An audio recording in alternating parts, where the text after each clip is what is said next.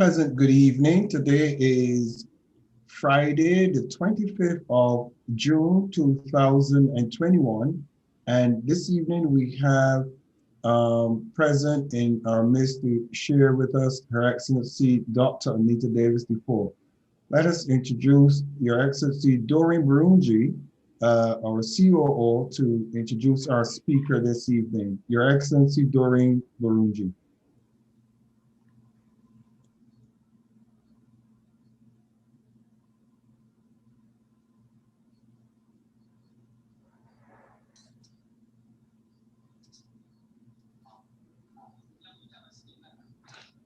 Thank you, Your Excellency, Dr. Michael Steele. A pleasant good evening to you. A pleasant good evening to all our excellencies in the house, our invited guests tonight, and the members of the class of Steele. In tonight's class, we have our very own mentor, senior mentor and trainer, Her Excellency Dr. Anita Davis-Defoe. She's going to speak to us about the power of social entrepreneurship. The last she was in the class, she taught us about sometimes we win and sometimes we lose. And I believe that we all learned a lot from her mentorship. So tonight, she's going to talk about social entrepreneurship. And I believe that most of us are doing business. So thank you so very much. Over to you, Dr. Anita Davis-Defoe. Thank you. Thank you, Your Excellency. Greetings to all the excellencies in the house, to all that are tuned in from wherever you may be in the world. I bring you greetings this evening from Atlanta, Georgia, and I'm excited to talk to you about a topic that is indeed near and dear to my heart, and that is the power of social entrepreneurship. What I find is that many people are social entrepreneurs and don't recognize that they are. Some don't always know all of the principles and practices of social entrepreneurship. And as leaders, as transformative change agents, as for anyone that is looking to impact the world, anybody that is interested in the UN's sustainable goals, if you are looking to do transformative things in your community, in your country, then understanding and being able to embrace and even in many fashions execute the power and the promise of social entrepreneurship. I think that the time is now more than ever. And so this is a series that I'm probably going to share more and more because there are a lot of nuances. And so tonight I just want to talk about the general aspects of social entrepreneurship, the mindset and what it entails. So I greet you and welcome to this update, this informative session about the power of social entrepreneurship. Literally, all of us as this future young leaders doing, we are holding the world in our hand. Wherever we are in the world, there is a need for transformative change. There are challenges that may be confronting people on the individual level, the community, the neighborhood, the country, the national level. And so part of being a social entrepreneur and part of really functioning in this landscape is to understand that what you're grappling with typically is a global issue. But for us to really transform a place, for us to be the servant leader, for us to really accomplish what we set out to do, we really have to have a mind with the future, and we have to have a mind thinking globally. Too often, when I'm working with different groups, sometimes the leaders are very focused just on the immediacy of the situation and really their needs. And in many cultures, when they are thinking about what programs they may offer, what services, they are thinking about future generations. And so we have got to more and more in our communities really embrace this future focus. I often, and sadly, sometimes when I'm doing work in the faith communities, some of the next generation pastors and future leaders, they always say that they can't get an opportunity, that they are not allowed to fully participate. And I can't stress enough when I'm talking about social entrepreneurship, also the power of intergenerational leadership. That is very transformative for any kind of organization, whether it's a corporation, whether faith-based, or it's a nonprofit, NGO. Future focused and thinking about how can I impact the world? And I know that most of everybody that is in the class of Still, and I'm sure many of those that are tuned in this evening, that part of your aspirations, part of your hopes or dreams is to impact community, not just to be a single benefit to yourself, but to impact your community and the world. And social entrepreneurship is a tool that you can do just that. So whether you have a job or whether your job is in an organization or whether you're in a business, you have to really ask yourself, what do I want from this? What level of satisfaction, what kind of impact am I seeking to have? They say that from probably the age of 16 to now, where people are living and working longer, that people work some 3 million or more hours. That's a lot of hours. And that's a lot of hours if you're not doing something that you're passionate about, that you're committed to, and that you want to excel in and want to be a blessing to others. So you have to ask yourself, what is it that I want? What do I want to do with not only your divine gifts and talents that were bestowed upon you when you were given the gift of life, but those things that you have learned, those things that you have gained through wisdom. You want to ask yourself, what do I really want to do with this treasure chest of knowledge and information and wisdom that I have? What do I want to do with this? How do I want to serve? And when you start to think of it in that aspect, you start to say, well, I can take all of my circle of talents. I can take people that are in my ecosystem. I can take the projects I've done, the lessons I've learned, and I can take that and I can create a social enterprise that really allows me to manifest that, use my giftings, my talent, my aptitude, and impact the world. This is what servant leaders are doing more and more and more. Next slide, please. So I want to show you this short video that really gives some basics. The previous video, the previous slide, please, that gives just an overview about social entrepreneurship. This short video is called Social Entrepreneurship Basics. And it's a couple minutes. And I just want you, because it gives some highlights about what social entrepreneurship is all about.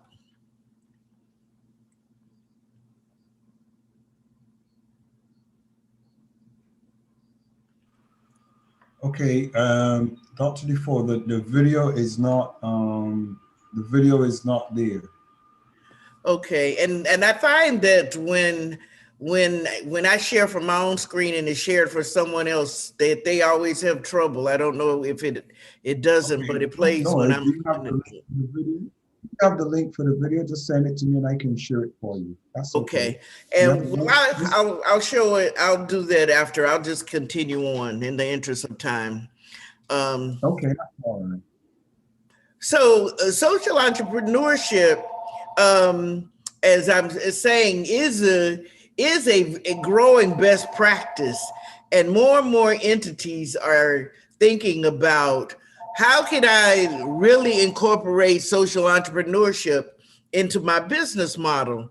And what is becoming more and more apparent, whether you are working and running a faith-based organization, as I said, a corporate or NGO. More and more, you're seeing the infusion of social entrepreneurship principles. Major corporations, they have a corporate responsibility department more and more, where they look to connect often with the community, sometimes community and church. They are looking at how they can impact. More and more, you're seeing those faith-based organizations that are really able to manifest their mission. They're incorporating social entrepreneurship. And it's really the technique that you are using, basic business principles, but you use those to address and to provide solutions to social, cultural, it can be employment, environmental issues.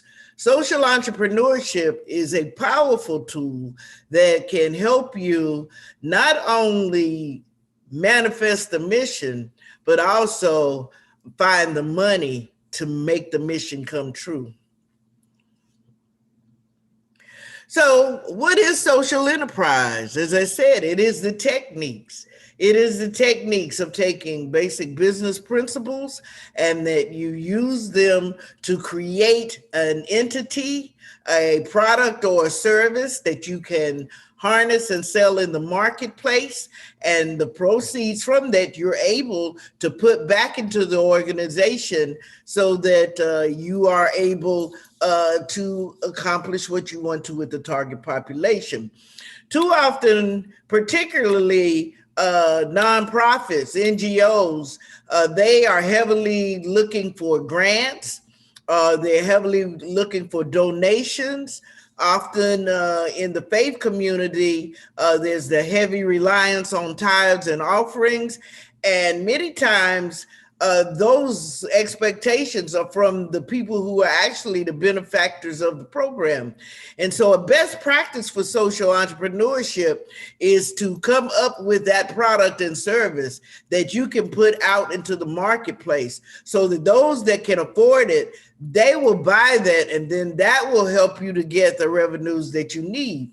If you stop and think about it, many of the social employment, cultural, environmental things that we are grappling with, we've been talking about them for years.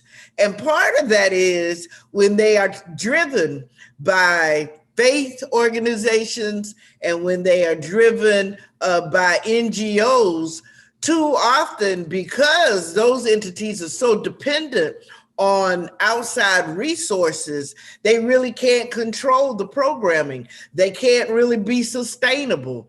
And what you find is an entity may have a program, they do the program was funded for 12 months. When the funding runs out, then they stop the program.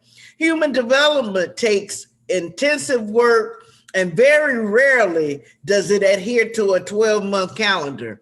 And so when you don't have adequate funding to be able to sustain, you find that whether an NGO, a faith-based organization, they stop and go. They stop and go with their programs because they can't sustain them.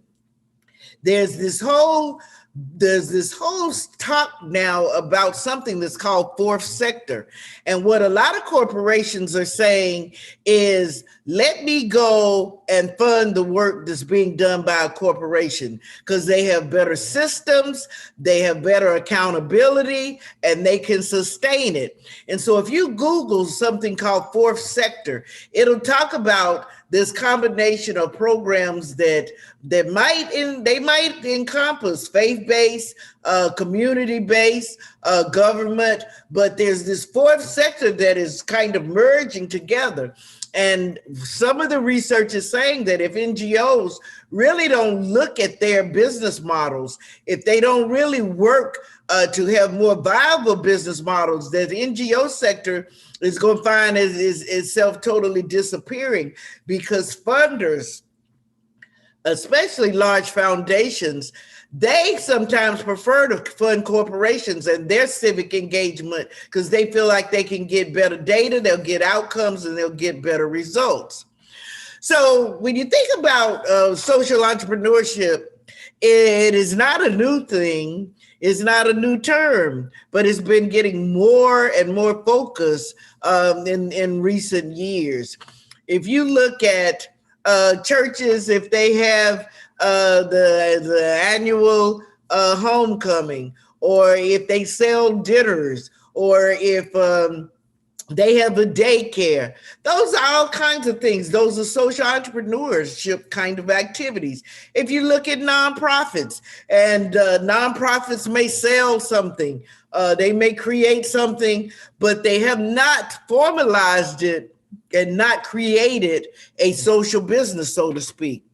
So some of the early founders of social entrepreneurship, Florence Nightingale is considered a social entrepreneurship. There's the gentleman, next slide, please. Robert Owen. Those are considered social entrepreneurs. One of the person that is most famous for social entrepreneurship is Bill Drayton. Bill Drayton founded ASACA, which forms nonprofit support systems globally. They provide funding for social entrepreneurs to support them in their projects. They have a process where people can submit their project, and they provide startup money, seed money to get a nonprofit social entrepreneurship kind of framework set up. He's really thought to be one of the innovators and one of the founding fathers of social entrepreneurship. And that was from the 80s. But I would say that when you're looking for social entrepreneurship and you're looking at cutting edge, the UK is at the forefront. America is finding itself trying to catch up, but when you would Google and find hits, if you did a search about social entrepreneurship, you will see that the United Kingdom is really one of the leaders in terms of social entrepreneurship. Well, many of you have probably heard of Garmin Bank. This is a social entrepreneur, and this is a social enterprise. Many people have heard of the Garmin Bank, which started out with doing micro lending to help small entrepreneurs. And the Garmin Bank has become a model for many other such efforts. And what it was designed to do was to provide small micro loans that would help people. And it started out, it was really helping women and widows to get the startup money that they needed. Because in many instances, in many countries, the startup funds that are required are really not that much. But that's all relative, depending upon the economy and the access to opportunity in that country. But Garmin Bank is well known for being a source to support entrepreneurs, small and medium enterprises, and for supporting nonprofits that are really using these tools to help transform their communities. Another one is Sanjit Roy, who started a college to help the poor in India be able to have access to education. Social entrepreneurship can take many forms of fashion in a variety of sectors, but the whole aim is to use sound business principles to do social good. Next. So for most people that really embrace social entrepreneurship, it's really because it's very personal for them. whatever the area, whether it's something in education, whether it's employment, whether it's health, whether it's the environment, whether it's gender issues that focus on men or women, whatever the issue is, typically it is something that the person is so passionate about that they feel compelled to act, and they don't want to be dependent solely on handouts and waiting for that next request for grants to come out. Because if you're waiting for a proposal request to come out, sometimes they do, sometimes they don't. I've written grants for many years. I've had millions funded, but I've also had millions that were not funded. I've read on grant review committees from the county level to Washington. And I am sad to say that the best grant doesn't always get funded, that unfortunately there are many other factors. So many times if someone's running a nonprofit and they write a great grant and they're disappointed, the grant funding playing field is not level. And so I often kid and tell people, if I had to choose between waiting on a grant to come and opening up me a mango and coconut water stand, I would take the coconut water and mango stand every time. Because if I knew that I had to sell 500 mangoes and 500 coconuts a day, and that was my target, I know I have to work till I hit that. And I could sustain it. But if you waiting around, woulda, coulda, shoulda, are they gonna submit requests for grants? Is my grant gonna get funded? What am I gonna do after the grant ends? What am I gonna do if I don't have any unrestricted money? And how am I gonna even start the grant? Because it might be 60 to 90 days before I can invoice. I've had clients who got the grant, but they didn't have any money to start it. So I always say, you want to be as in control as possibly as you can for manifesting your vision. And I'm not saying grants are a bad thing, but they should not be 80 and 90% of your operating budget, as I see so often. It really, what is more comfortable is for it to be 25% or less, that the masses of your money come from other ways. Now, I'm not going to kid and say that being a social entrepreneur, that is easy, that it may not get stressful, but in the end, you'll be so rewarded. So I want everybody to think and just ask yourself, if you were rating yourself, how knowledgeable are you about social entrepreneurship? For some, is this a new concept? Is this a new way of thinking? Or for some of you, are you already running a social entrepreneurship, a social enterprise entity? Or are some of you in the middle? You've heard about it a little bit, but you really haven't embraced it into your work or your business.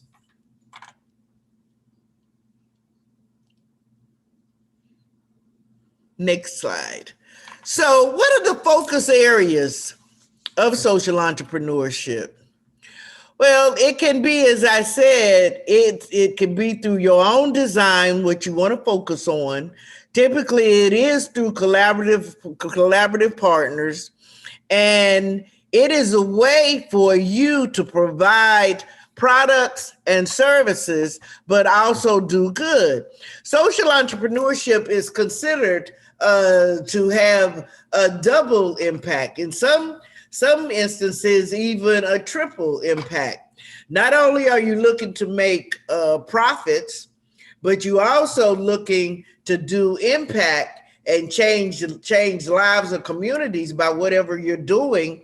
And then you also may be looking to see how you can create a whole ecosystem, even perhaps franchising the concept. So social entrepreneurship and social enterprises can have multiple impacts. It depends on the mindset of the social entrepreneur and the vision. So this whole body of work, when you approach it this way, is called social entrepreneurship. And people who embrace this and they infuse this into their business model They are referred to as social entrepreneurs.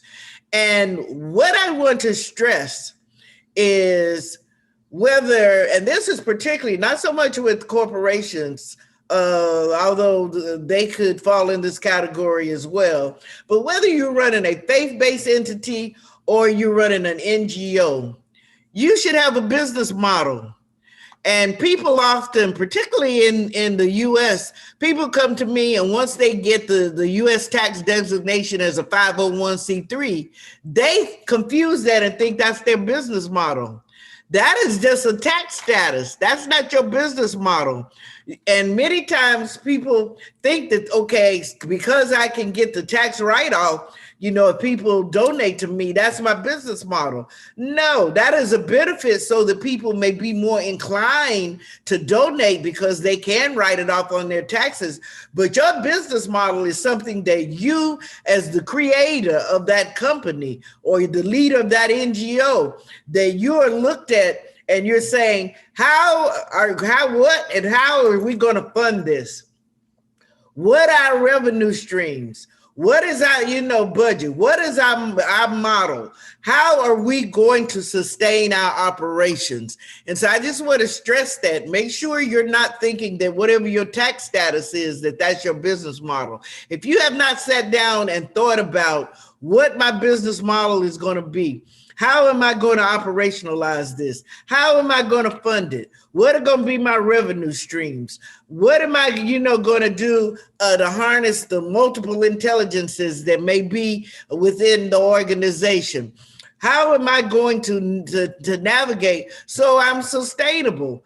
If you Google now and see how many NGOs and sadly churches that did not make it all of 2020, that they have closed down, businesses have been lost, many churches have had to shut their doors.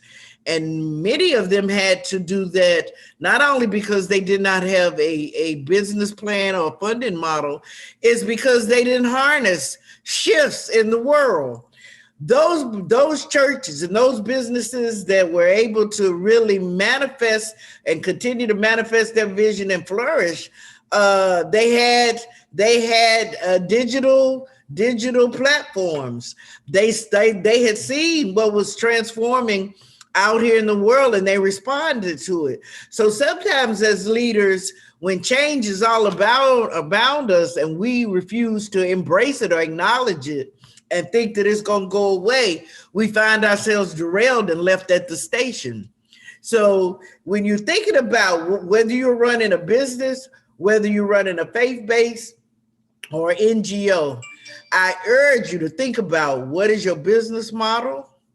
What are your revenue streams? What can you do to infuse sustainability in it? What are you going to need to do to make that happen?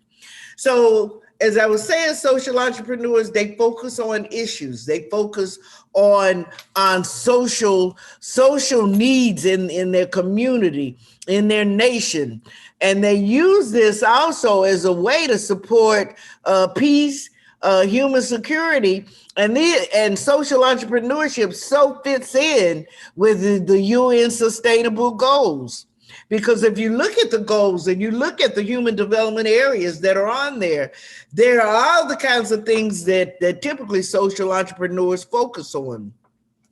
There is an entity called Delancey Street that was started by a social worker and one of her colleagues. And she saw this whole issue of being so dependent on donations and grants that she said that was not going to be her business model. So what she decided to do was to take matters in her own hands, and she infused social entrepreneurship deeply into her model. So much so that several presidents in the United States have tried to offer this program money. She won't take money. They wanted to replicate the model. She will let them replicate the model. And what is interesting about Delancey Street is all of the businesses are run by 300 or 400 people that live on premises, and all of the people that live on premises are returning citizens, and which is a term that's widely used here in the U.S. But that means that they have been justice involved. They serve prison time, and now they're out. And when they come to Delancey Street. They live there, they work there, they train, and then when they are prepared and demonstrate stability, they leave. I had the opportunity to go there and to observe the model. And the model is extraordinary. They run an automotive business, they have a publishing business, they have an upholstery business. They have a Christmas tree business. They have a moving business, and they do Christmas ornaments. And the day I went, I was working with someone who worked they have a restaurant, and they use the restaurant to train people in the culinary arts and also customer service. I got the opportunity to work with someone who told me that they had just been promoted to this position. And the whole premise there at Delancey Street is each one teach one. And so they move people as you demonstrate proficiency in an area. So even with the restaurant, they had partnered with a caterer, and who helped them to come up with the menu, and the menu and the recipes were all standardized. And that day that I was there, we made a pumpkin soup, and I stood there with him. I made the soup, and then after we made the soup, I got the opportunity to sit down, and the soup that I helped to make was served in the restaurant. And this restaurant, all business people in San Francisco come there. They have a beautiful view. And what is also amazing is when they built this structure that they live in and they're housed in, she decided to be the general contractor. She partnered with a contractor, and she and the residents, they built the facility that they are housed in. It's a fascinating model, and Delancey Street is what I always tell people that they should aspire to. And I would love to build a Delancey Street kind of operation around the world, because it really just shows when you are thinking inventively, you use innovation, you harness what's there in the resources, and the only person that is paid there is the CFO. And the CFO was someone that was on death row, and they were able, through the Innocence Project, to get his sentence shifted. He came out, he came to Delancey Street. They did pay for him to go and study accounting, and so he gets paid. It's an amazing program. So whatever is in your heart that you might want to do, know that it's possible. Because if you harness the capital and you find the right partners, you're able to use the best of business principles to do social good. So when you're thinking about what you might do and how you might choose to be a social entrepreneur, think about how you can manifest and create your ecosystem in your community, in your nation, to take whatever your program, whatever your services, and really expand its impact. Next slide, please. So are you a social entrepreneur? As I said, many times people are social entrepreneur and they don't even know it by definition. Are you in any way infusing sound business principles into your faith-based or your corporate or your NGO operations, and you're using that to either deliver education, information, a product or service? And then if you are somehow putting some of that money back into the operation, you're a social entrepreneur. You are a social entrepreneur. Next slide, please. So I've talked about the role and importance of social entrepreneurship, and it really can serve to create jobs. It can create opportunities that more and more social entrepreneurs are employing people, not only through the training that they are providing, but also in terms of what they are really contributing to the local community.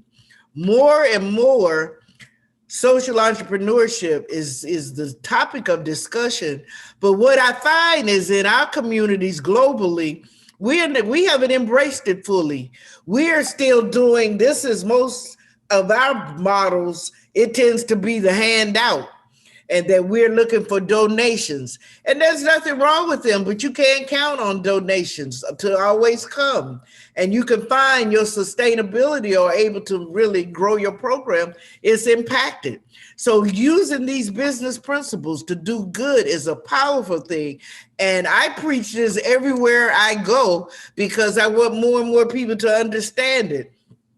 Everybody always wants to engage me to teach grant writing, which I do, but I always infuse this aspect in because you cannot depend on grants, and grants were never designed to be your operating budget. Grants are designed to be the icing on the cake, that's extra money. You're finding now that even funders, they are looking to fund projects that you at least have up and running. They're not looking to do a lot of startups because many of them feel that they have spent millions of dollars and they don't have any data to really demonstrate sustainable impact. So they're looking at different approaches. Also, more and more, the whole way you approach social entrepreneurship. If you have not seen this video called Poverty Inc., it is out. I think you can see it on YouTube and also Netflix. It also talks about, in some instances, sadly, some people want poverty to continue forever and ever and ever because it's big business. And that really supports their existence. And so some don't always support. And sometimes social entrepreneurs find it difficult because they cannot get the support. Because once you've seen Poverty Inc., it will change your whole mindset about some of the nonprofits that you've seen that you were thinking that they're doing great work. But when you look at the big scheme of things, you realize that it's really not transforming, or it's really not causing the change. In many instances, it's really disrupted something that that country had going, and that if they had had the support to grow it, that would have been much more impactful than coming in and putting a Band-Aid on some area. So social entrepreneurs, they're very much about innovation and thinking about what is something they could do different. Because you think about it, entrepreneurs in the truest sense, they look at what are the gaps in the market?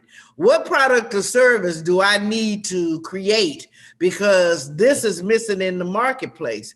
Well, a social entrepreneur does that as well, but they say, okay, what monies that I'm making, I'm not going to pay this out to the board.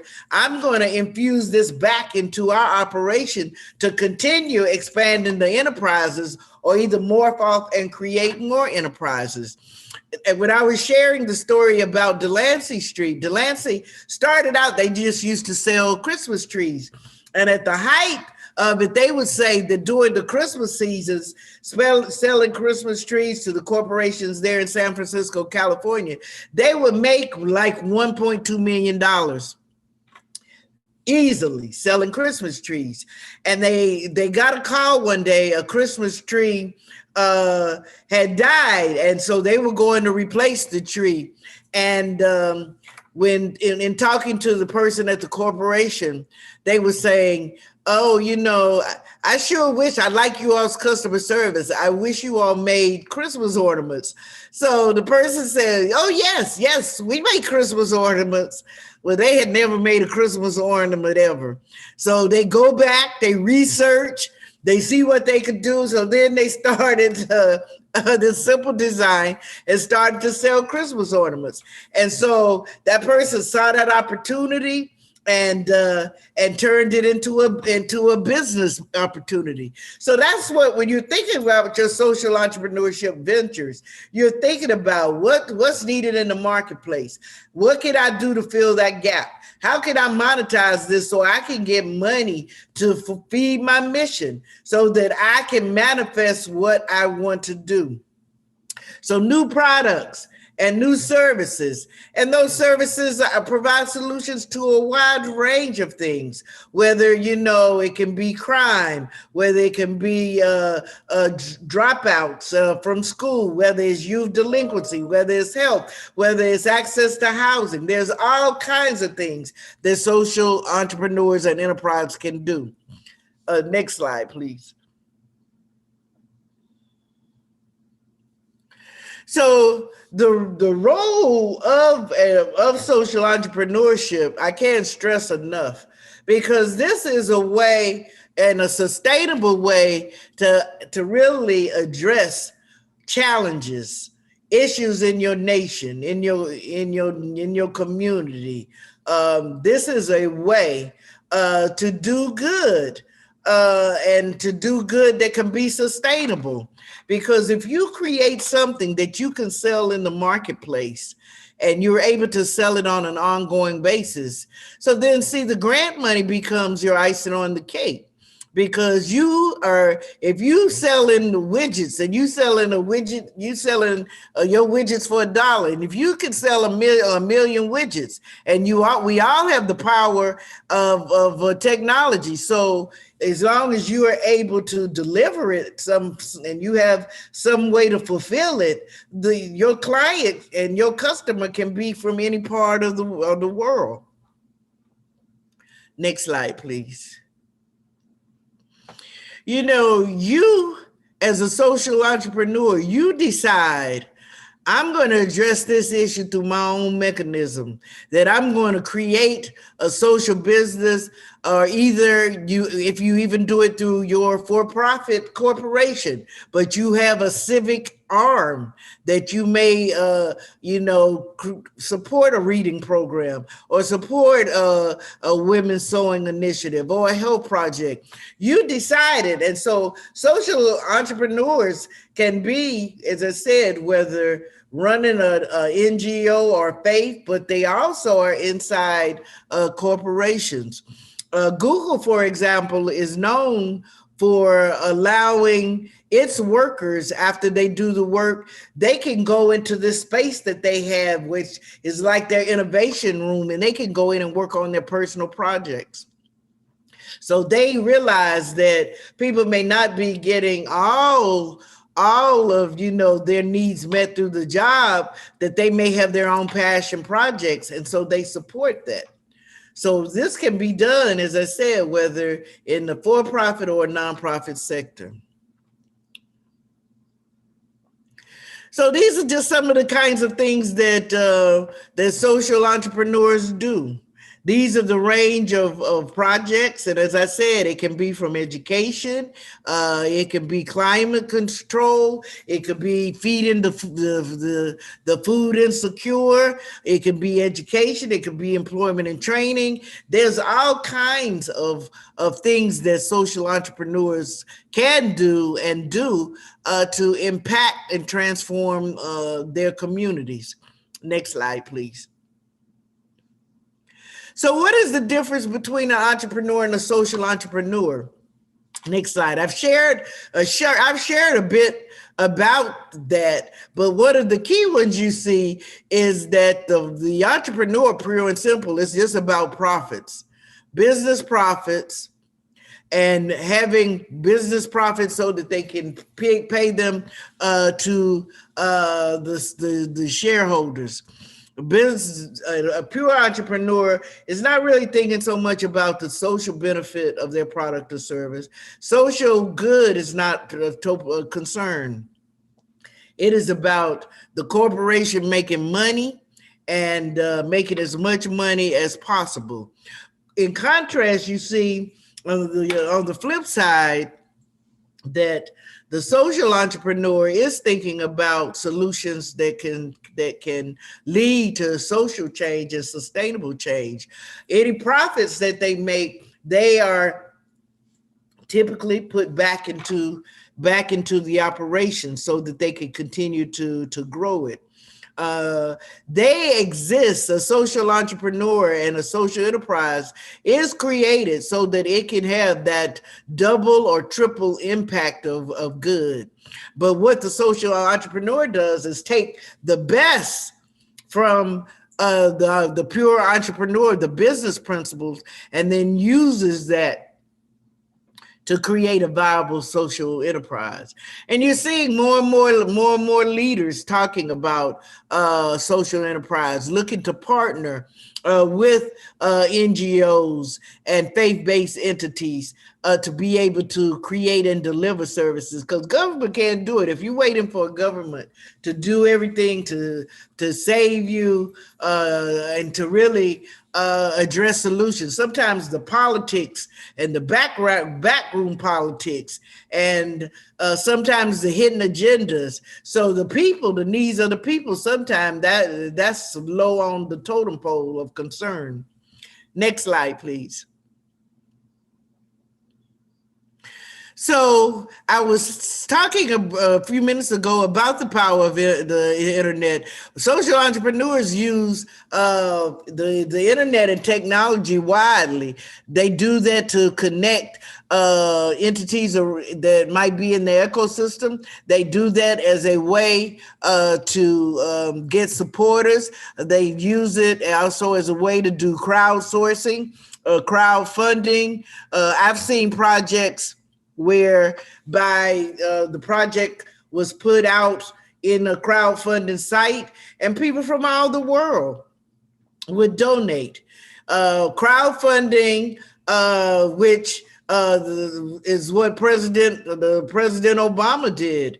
Yes, he had his major donors, but he used crowdfunding extensively. And whether people gave $1 to $5, you count, if 1 million people start to do that $1 or $5, that becomes major money for a social entrepreneur. So when you're thinking about harnessing the power of technology and having a digital footprint for your NGO, for your faith-based organization, your projects, and letting people know. What it has been found is millennials and Gen Zs and those people that are in their 30s, late 20s, early 30s, 30s and early 40s, they're very much about looking at projects and companies and seeing if they're doing greater good.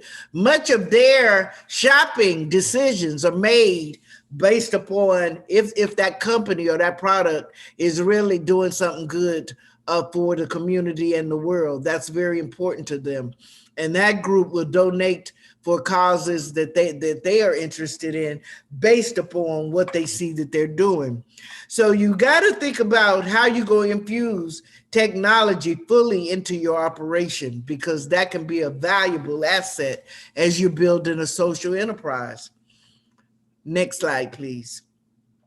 So this is some of the challenges that social entrepreneurs may face, and it is the funding, trying to to stay focused, remaining true to the mission. Sometimes the mission creep happens a lot. Often trying to get the skilled workforce, because as I said, in our communities globally, we are kind of lagging behind some other ethnic groups when it comes to embracing social entrepreneurship, infusing it into our organizations, and maximizing it so that we're not so dependent on someone deciding to give us support or not. And government commitment. Well, we all know the government, it depends sometimes on which way the wind is blowing on a given day, what support you get from the government. Next slide, please. So when you're thinking about social entrepreneurship, there's three mindsets to have. And it's often said, okay, when someone comes and you give them the fish, well, you help that individual and you help them for that day. But if you really teach someone how to fish, you really are impacting the community, and you are doing something that could last them for a lifetime. And that's more a community impact from social entrepreneurship. But what I always suggest and support is systemic, that you are really looking at how do I organize all of the fish businesses and maybe they become a franchise? How do I really do something that's sustainable? Because that individual, you just fed them for the day. You put a Band-Aid on their need. But if you don't give them skills and tools so that you can equip them, then so that they can not have to come back tomorrow and the next day for a fish, then that is really being, being impactful. And so part of, thinking about your enterprise, a simple enterprise can be, you may own a bakery, and you decide that you are going to have a social enterprise as part of your bakery, where you bring people into the bakery, you train them so that they learn all aspects of, the bakery business. That's a social enterprise. So you training them, you're paying a wage. And for that kind of program in the United States, the Department of Labor, if it's on a list that they have for occupations in demand, they pay the provider for delivering that training. So now I know it may vary from country to country, but that's the kind of mindset when you're thinking about what it is you want to do, how are you going to harness the practice and principles of social enterprise, and how you are really going to do as a leader, create sustainable change, how you're going to really help people help themselves so that they can become self-sufficient. So I'm going to end there today, and I will be revisiting because there's more tools and more information I want to share with you about social entrepreneurship and social enterprise and how to use that as a leader in your ministry, as a faith-based organization, in your NGO, or to weave it into your corporation if you're a for-profit. Thank you for giving me this opportunity to share once again with the class of Steel. And I am open to if anybody has any questions or comments for me. Well, come on, let's give her a class of Steel. Thank you. we let you know that we are alive and we're right here with you, Your Excellency, Dr. Defoe. Another wonderful presentation, wonderful submission this evening. But equally, it ties directly into the next phase of what we're doing in the class of Steel, because on the 10th of July coming up, we're having a full training on the rudiments of networking, building your network, increasing and structuring. So it now goes into that other phase. So well done on this evening's presentation. And are there any questions or comments? Anybody want to, anything that anyone acknowledge? Your Excellency, Paul Udemba, any thoughts on this evening's submission for Her Excellency Dr. Defoe, Your Excellency Paul Udemba? Good evening, Your Excellency, Dr. Steele. Good evening, Dr. Defoe, Your Excellency, and all the excellencies in the house. Thank you very much for this particular topic, which is very good, because I am sure that you were inspired to bring this up, because a lot of people have depended on grants and they were disappointed. So we nicknamed it the Grand Disappointment. I have a friend in Philippines, belonged to a church, GHM. The only job he had as the administrator is to write grants and get grants for the church. And he was successful in some parts. In some areas, when they have big projects like building, when they were building their school, they couldn't get enough grants. So they had to go to the bank for loan. And some churches, that is why some churches these days, especially the big ones, they have businesses because they tried grants, they got it, but it wasn't enough. So they develop some businesses they do these days. Well, it depends on how we look at it. They have various businesses because they don't want to depend on grants again. Like you said, one who depends on grants should be like between 15 to 25% dependent. Yes, but there are some people that depend on it 100%. They don't do any other thing except write for grants, and they get seriously disappointed. But I used to belong to this particular organization in the past. Anytime there is a project, the organization belonged in the US. And it was in the 90s. Anytime there is a project, they would develop some small, I don't know how to call it. They call it, it's funding thing. They will just give it to you. They'll send it to all the members of the group to sell. You sell them on the internet, and you see them giving out how much has been realized on the same internet. So when you look at it, you know how much they have realized. They end up realizing a lot of millions to carry out the project. The funding that they need, they do not, maybe they get some little grants, but that is how they do their funding. And they use the internet a lot. So I believe that what we are teaching us right here now will help a lot of people, because a lot of people have depended on grants and they got seriously disappointed. Someone wants 100,000 grant and they give him only $2,500. What would that do from 100,000 to $2,500? So thank you very much. God bless you for this. We are now having some new insights into how to do things. Create some things that you can sell, even if it's $1, 50 pence, you will get all together and you have enough money to do what you want to do. Then with the little grant they give to you, you add it up, I believe it will do. And some people also, they have the NGOs. They bring widows together and they begin to write for grant for the widows. Sometimes they get the money, they mismanage it, and they write again, they don't get it again. So all these things, I mean, we have learned a lot from what you have shared today, which means that we should not depend on grants, you should depend on what you can create to raise funds. Thank you very much and God bless you. That is my own take. Thank you so very much, Your Excellency Paul Ademba. I want to call on the Golden Eagle himself, His Excellency Samuel Bright also. Would you give your take on this evening's class, Your Excellency Samuel Bright also?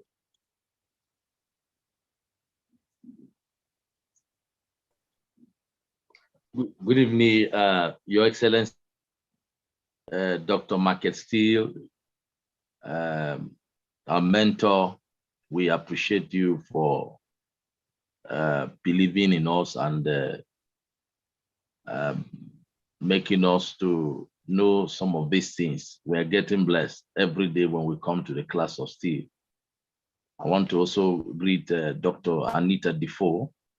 Thank you for this timely word. What you spoke this evening, it's just timely. I think it's an idea whose time has come. We want to really appreciate you, and you have inspired some of us. I want to also greet the management of the class of Steel. I want to also appreciate all excellencies in the house. The Lord bless you for this great innovation. I want to say this social entrepreneurship is is a very important subject. And I think for us in the class of steel, we are blessed getting to know about it more today. I think what I benefited, or what I've gotten from the teaching tonight, is that we shouldn't all go for grant. I think rather we should be servant leaders. We should sell our goods and services. I think instead of going for grant is just a minute of what God wants us to give to our people. The best thing to give to our people is to give servant leadership, and then to serve them with our services and serve them with our goods. I think I also gained that we need to be innovative, to be creative.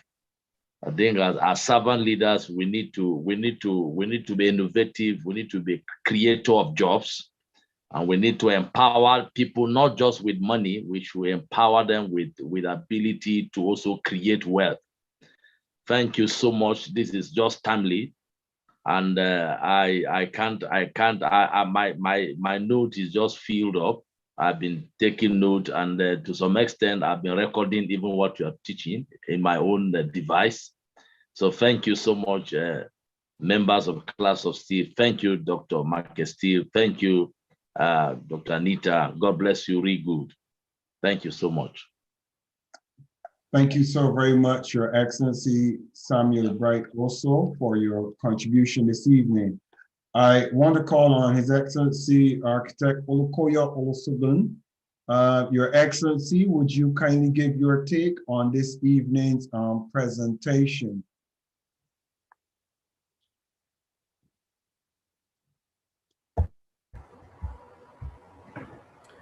Good evening, Your Excellency Bishop Michael Steele, and good evening, Your Excellency Dr. Anita Davis-Defoe. Good evening, all the members of the management team and all the excellencies in the house. Thank you very much, Doctor, for this timely teaching. The power of social entrepreneurship, and all the submissions from all the excellencies. I want to appreciate them all. I think my take from today's teaching, and what really struck me, was for us to be able to take things one step at a time, you know, and not just lump things up. Particularly when she was talking about from the individual level to the community level and developing a system. I believe that whatever we are able to do at these various levels can now develop into a system that can be replicated to tackle and handle different aspects of life. So if we can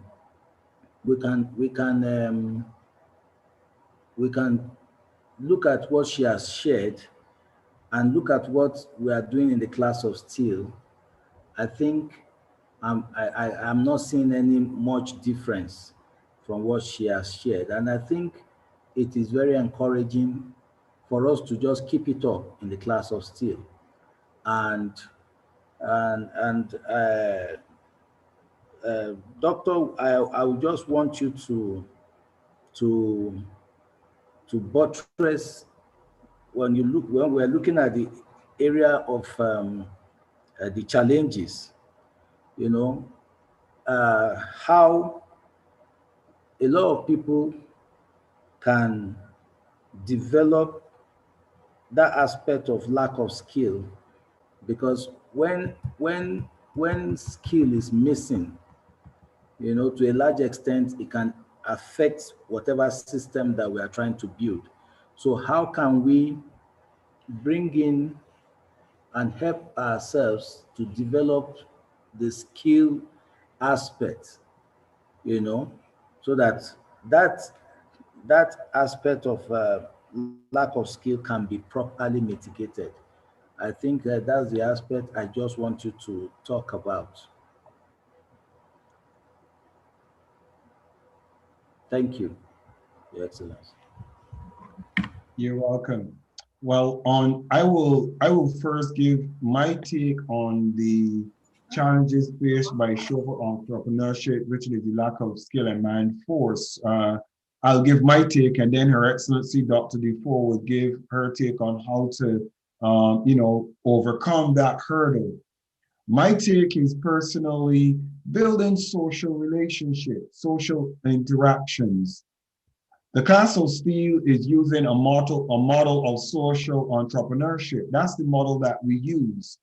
And clearly, it is the only model that can be successful based on the fact that we are a startup.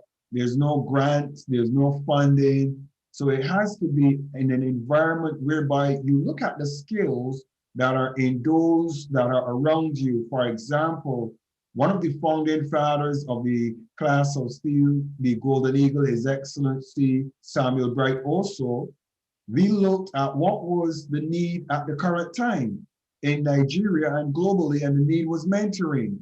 And as a result of us putting our heads together and deciding, let's create an umbrella organization and let's look at how can we facilitate making that need in society get met.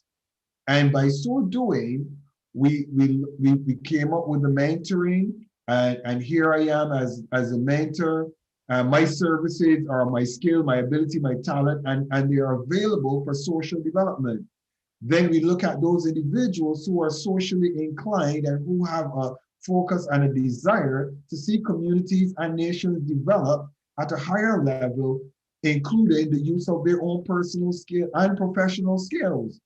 And Her Excellency Dr. Defoe, His Excellency Minister Ewers, Her Excellency Doreen Burunji, you yourself, Architect Olukola, and all of the ambassadors have brought their skills and professional acumen together for social benefit.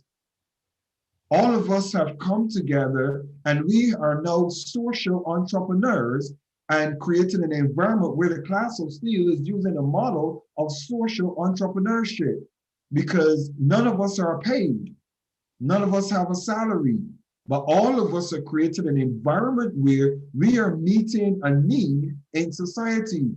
And as a result of that, and as we grow and we develop, opportunities for financing, donations, subscriptions, memberships, all of those opportunities now are going to come where funds will come in to the class of steel to sustain the development of what we're doing and where we're going. But it first has to be based on the ideology that we have to have a community, a network of similar-minded individuals who are going to say, let's do that. The need is what? Africa, the people of Africa need the knowledge of the West. They need to understand how to interact, how to develop, how to grow, how to engage other international organizations, how to understand funding. And we who have that knowledge have utilized it, used it, embraced it, seen the pitfalls, the advantages and the disadvantages of those very opportunities, have decided to come together and give back to those who are less fortunate to afford those services by reason of our looking at social development. So I think that the way that we look at the lack of skill and man force is basically by looking at what is in those who are around us, but are they willing to partner and associate with us in creating an environment where we're all giving back? And I think that's my take. Your Excellency, Dr. Defoe, I think I will ask the same question to you. How do you look at some of the challenges facing social entrepreneurs, especially looking at the lack of skill and man force? How do you look at addressing it yourself, Your Excellency, Dr. Defoe?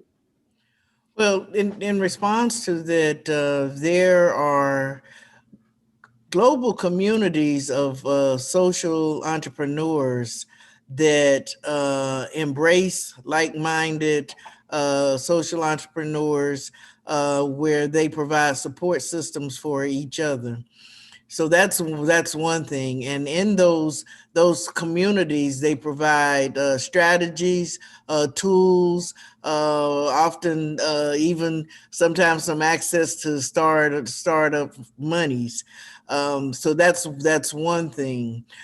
The second thing is through that, and it is, as you mentioned, by getting a collective group together that have a similar mindset and bring their multiple skills together. And some of my projects, members of that ecosystem, so to speak, they have bartered services. So in that not having money to pay, say that you perhaps need IT services to get your social enterprise off the ground, but you don't have the money to pay them, but you have some service that somebody else needs. So in the social entrepreneurship community, a lot of bartering, especially for new projects. That is something that widely is used, but also is looking at either what skills and knowledge do you have, or someone that is in your collective village, so to speak. What is it that you can create right now that you can put in the marketplace and sell to those people, not the beneficiaries who need your service, but if you know that the Anita Dafoes of the world gonna buy widgets, and you have a way to make widgets, so you put your widgets out there, you sell the widgets out everywhere, you try to put your widgets online, and so you're starting to develop the money and grow the money and make the money that you need. But part of it, the last thing is, you often will find people, particularly amongst your beneficiaries, who have the skills and the knowledge that you might need, but they haven't had any formal training. And because they are so overtaken by poverty, they don't even recognize the skill that they have. Those become good candidates to work in your social enterprise for whatever you might be doing. So now here you offer the training, you building up the skill bank that you need, and you have something that you can put out in the marketplace and monetize. I always tell people, look at what you can create right now, that if nobody gave you a penny, that you could create and you can sell. And you put that out there in the marketplace and start to drive, that will start to drive you revenues. I often tell people, even though I may not like their lyrics, a lot of them, I have such a respect and appreciation for the rappers. If you look at most of them, they had a little machine in the basement of their apartments in Brooklyn, New York. They made their videos, and they didn't have videos there. They made their little decks. I forgot what you even called them. They made those and they sold them out of the trunk of their cars. And that's how many of those guys got record deals. And now many of them are now multimillionaires, on teams, baseball and basketball teams. They have, they own some fraction of that. So there's ways that you can get up and get started with little or no money. If you be creative and you think about it, because many times we think if I don't have money, if I don't have a storefront, if I don't have a staff, I don't have it. Start where you are. Look at what you got. Look at what skills you have.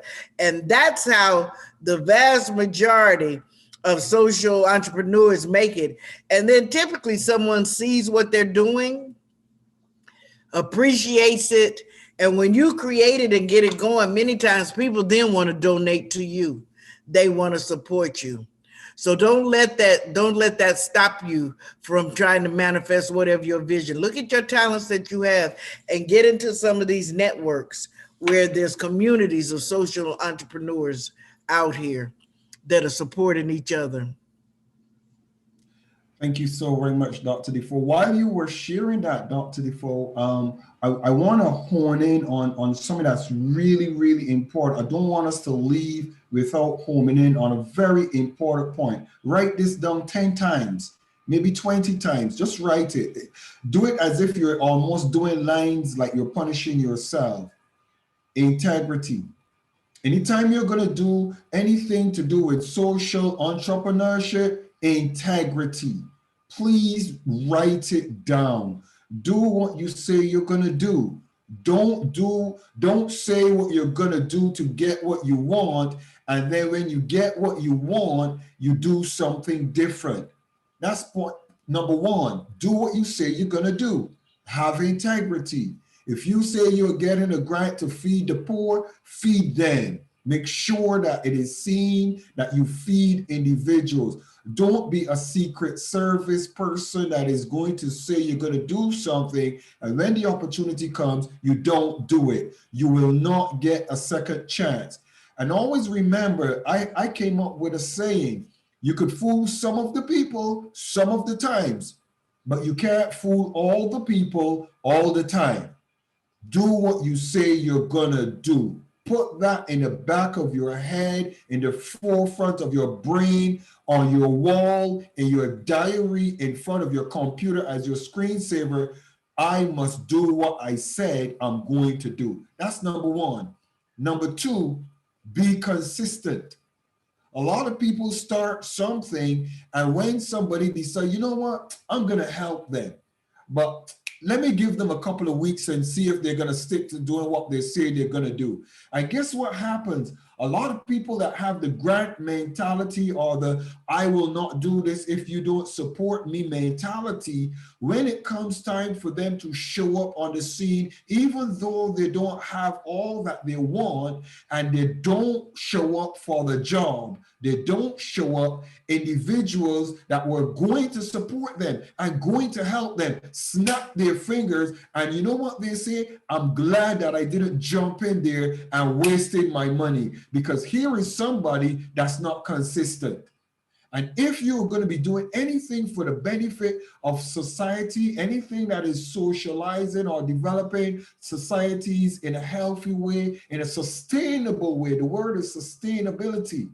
If you are not going to sustain what you're doing, then don't start doing it and expecting others to support you. You've got to remain faithful and committed to what you say you are going to do and show up for the job. Even if you are expecting 10 persons and 2 persons show up, do the job to the best of your ability. Make sure that you deliver on the service that you have for humanity and fulfill that need. Because when you do it, I want to guarantee you, and Dr. Defoe, you can be a testament to this, there are individuals watching you that you don't even know they're looking. There's support waiting to come your way that you don't even know it is just waiting to sign the check. There are people waiting to say, I'm going to lift him up and I'm going to help him. You don't even know it. But the truth is, if you remain faithful, if you remain committed, if you remain focused on what you say you're going to do, in social interacting, there are those who are connected and committed to helping social entrepreneurs. And as a result of showing up and doing what you say you're going to do, you're going to come in line for your support. And Dr. Defoe, I will let you to really hone in on that particular point, because that's really, really critical and key for others to be aware of. Oh, most definitely, because when you're saying that you are working for the greater good, and if you are getting support or funds to do a project that is supposed to help the greater community, you must do it with integrity. You must achieve the outcomes that you said that you were going to, and you got to have a certain level of consciousness. So that's why I mentioned, it's personal. Those people that really go on a social entrepreneurship trail, and really stick with it, is because earnestly they want to do do some transformative change, and they want it to be sustainable.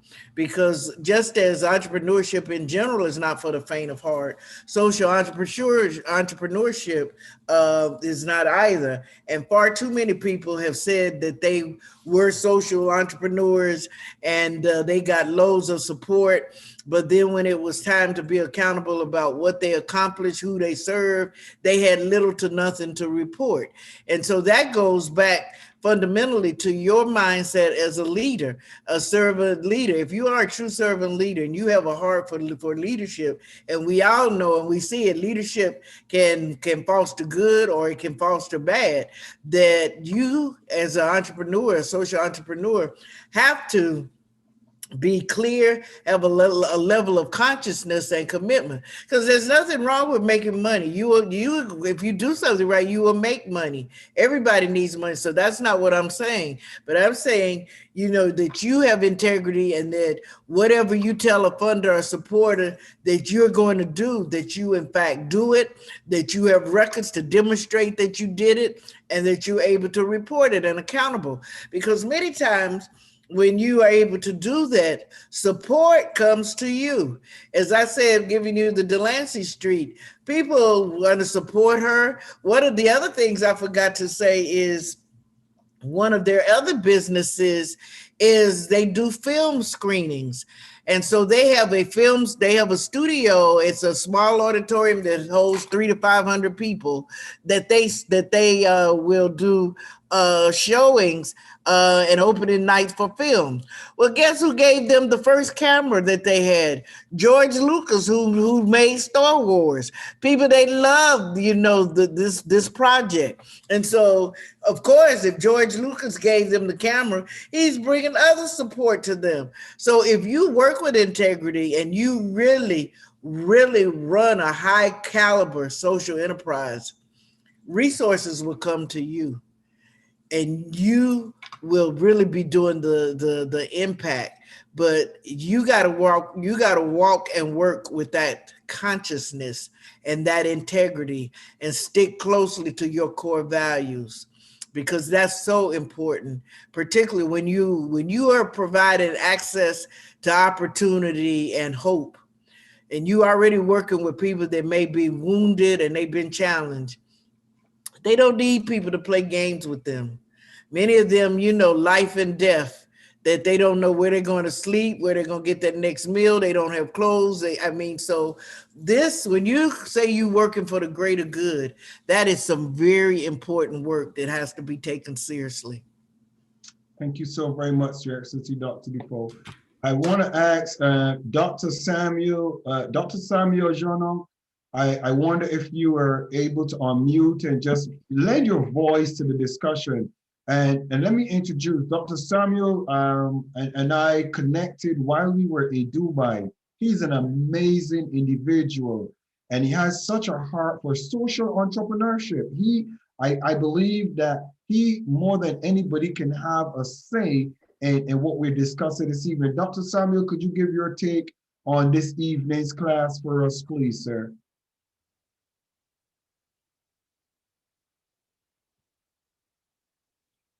Ooh, he just dropped off the radar. I think he pressed the wrong button.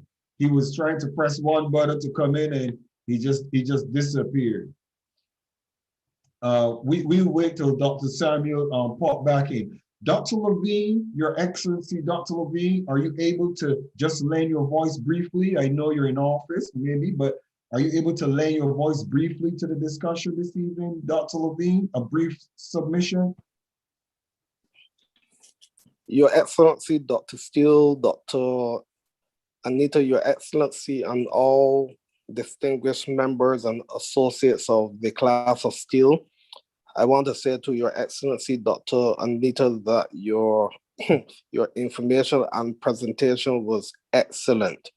I gained a lot, and something that you said was really profound, if I got this correctly, but you spoke about a scenario with a Christmas, what it was, ornament, then the person or persons were asked if they can do it, and they never did it before. However, they say, yes, we can. And it just shows the potential that lies within us, and it shows that that we can do whatever our mind said that we can do. And outside of that scenario, which you gave in your presentation, the overall presentation was extremely powerful.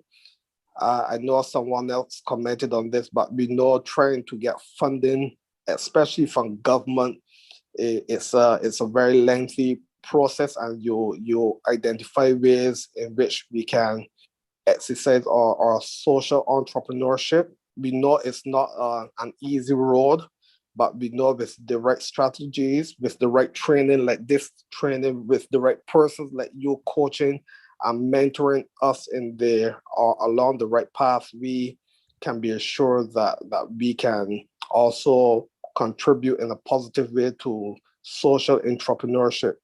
So once again, to Your Excellency, Dr. Anita, the presentation was phenomenal, and I trust that I will hear you soon again. So to Your Excellency, Dr. Steele, thank you for having Dr. Anita present such a most beneficial session today on the class of steel, and I know it has been life-changing. So thank you. God bless you. And what is it? Good night there or good morning? Good morning.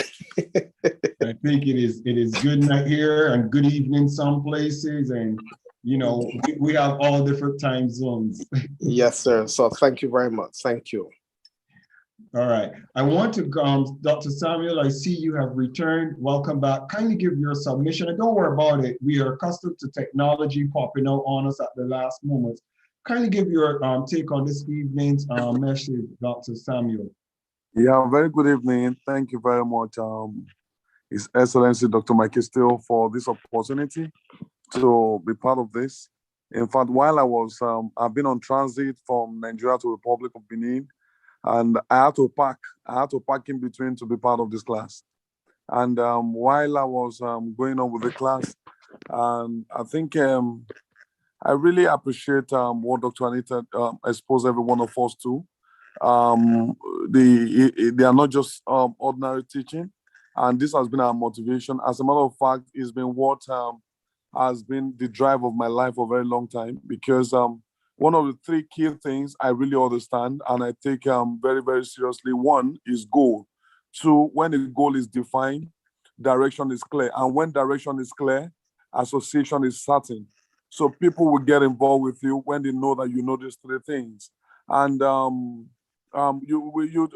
she said a lot about integrity. She said a lot about consistency. I discovered that dormancy has been the registered trademark of the Black race. But if we can come out of this and just feel, at least for once, let you just be sincere. For once, let you just run with integrity. For once, let us build a name that will stand the test of time. I tell you, God Himself will bring all the support we ever need. I was sincerely telling you, we've been able to run businesses with nothing but just based on integrity, and a lot of persons have come to us on that. And with what I've got tonight, it's just a way or an awakening, slapping my bum to wake up and telling me you can still do it in a very better way. You will not just be dealing with individual, you will not just be dealing with a community, but you need to run a system, and a transgenerational system where the world will see and say, yes, this is what to fall back on. And even children will say, yes, we've got this teaching. You've not just gotten it, but you've gotten it for making a better world. And even when you leave, you'll be dead, but still very much alive. And what we are exposed to tonight here is from Dr. Anita, is also letting us know that it has got to a point that everything we've got in our hands, we need to release everything with all sincerity, with all passion, with all level of consistency, not just because we need to be servants, we need to be married to that dream. We need to be married to that vision. We need to be a slave to that dream, to that vision, because whatever we pay price for, we get a price from it. So, and I've also made up my mind with what I've got today to take it up as a responsibility and take it up as a new level of a new class. And with what the class of steel is doing, I didn't really know, because to a very large extent, I was trying to ask, what is class of steel doing? But sincerely, right now, I now understand what class of steel is doing. And you've not just impacted us, you've not just tried to awaken something inside of us, you've just stood a gap of destiny. Try to see that you bring every one of us to that road, to that journey of transformation, to that journey of clear revelation, to that journey of direction. And I want to really appreciate what God is using you to do. Thank you very much. And I also want to appreciate every excellencies in the house. And also, I want to appreciate the team. And I'll sincerely tell you, I think today I've decided to release myself to also be born into this family and also to be part of it. Like, I'll be running after you, even in Dubai, and I say, I'm not going to live this life. I'm not going to leave this person until I want to see what is. And right now, and I can now see. Thank you very much. I really appreciate you. Dr. Anita, I really appreciate you. You are indeed a mother. You are indeed a God sent, and you are indeed an angel. Thank you very much. God bless. Come on, let's celebrate my little brother again. Let's celebrate him. If you know how this man ran after me in Dubai, Dr. Defoe and Doreen and Minister Yours, he ran after me, he begged, he pleaded. And I recognize he's a young man with passion and purpose. But beyond that, he has that thing that is needed most, and that is drive. We all need to have a drive to get something done and to stick to it. So I want to appreciate you, Dr. Samuel, and very soon you are also going to be crowned amongst us at a different level, and we will speak soon concerning that. I want to call on my chief protocol, His Excellency, Dr. Donald Ewers. And the time is 10:43. We're going to wrap up soon. Dr. Defoe, you've done awesome. But I also, for the benefit of our audience that are on YouTube and Facebook and our other social medias, I just want to give them a take on the insight from us as we go forward from what was such a timely message this evening. So thank all of you for your patience with us as we just kind of spend a few more moments hearing from the thoughts of others that were with us. Your Excellency, Dr. Donald Ewers, just share your take on this evening's message, please. A pleasant good evening to all the excellence, and most of all to Dr. Anita Davis-Defoe. It's a pleasure to hear the teaching, and I can see where we say lack of knowledge, the people perish. I'm coming from the charity world, and in the charity world with the entrepreneurial, we struggled for funding. We struggled because we didn't have the know-how. I started 2004. And 2004, I wish I had all this information. It would have made my life easier. However, Bishop Michael Steele said this word integrity. You know what brought me through 13 years of entrepreneurial in the charity sector was my integrity. My integrity because of consistency. 90% of the people who worked with me in my charity was Caucasian. One of the things they said to me, Donald, because you know time, T-I-M-E, you was always on time at our meeting point to pick up, to go and feed the homeless. Because of that, a white Baptist church offered a van and 4 people for 3 years feeding the homeless. Integrity. Because of that, the local authority in Victoria, Westminster, offered me a basement in the heart of Victoria in a hostel to feed the homeless. I'm saying all of this to say that a lot of things with the entrepreneurial, if we have integrity, it will bring us a far place. It will open doors. If you stand up with integrity and work, even we won't get paid. Our entrepreneurship not necessarily comes with the money. It comes with your integrity that it opened doors. That's what happened to me for the 13 years feeding the hopeless. So having all this information, you see, had we known what I know now, I probably would have done things different. A lot of charity work in the faith-based churches struggle with funding struggle because they don't know how to come up with projects, how come to small things to make a stream income coming in for the problem. But God has a way to do things. And I'm so thank God for the class of steel.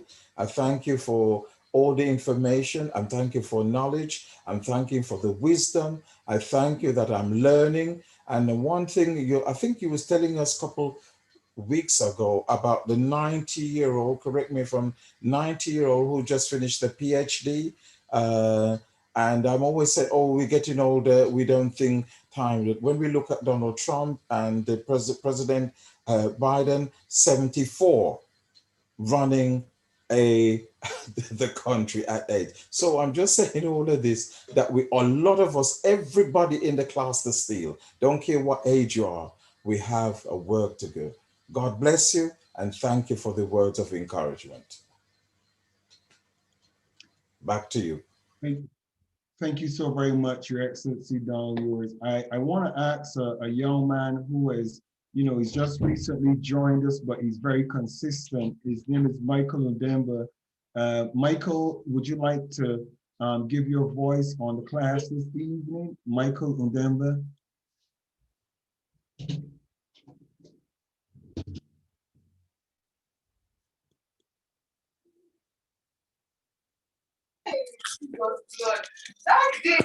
Hello, good evening. Honorable House. Michael, I'm going to turn off your camera, but you're free to speak, but I'll turn your camera off. You're free to speak. Go ahead. Good evening. So please, can you come again? Permit me to turn off my camera, please. Yes, I turn off the camera, but you're okay to speak. Yes, so please, can you come again, please? Yes, I just want your take on this evening's class. Yeah, it's a good one. It's exposing and focusing. I was in and out, but from what I got quite a lot from what she said, from what the topic was.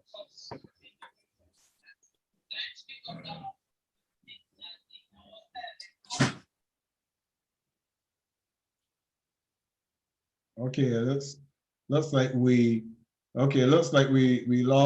lost Michael there. Looks like we lost him on that one. We'll see if he will pop back in. But I want to close this evening's session. I want to thank you so very much for being with us. I want to honor Her Excellency Dr. Anita Davis-Defoe for sharing a very timely message. All of you who have listened in, those on our international audience, I want to appreciate you. And I'm going to ask Her Excellency Jeannie if she would close the class for us this evening. Give us her final word and close the class for us this evening. Your Excellency Jeannie Steele, just close the class for us this evening. Bye.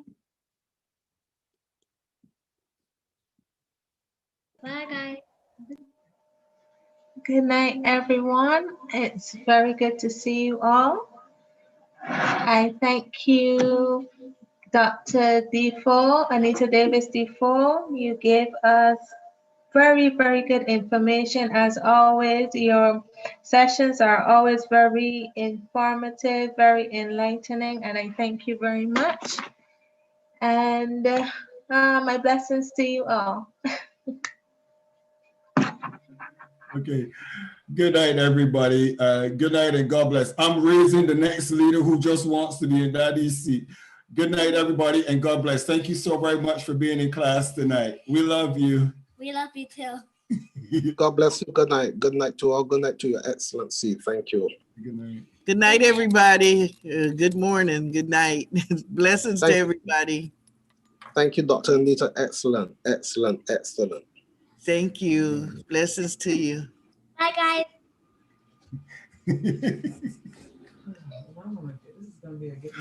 Oh.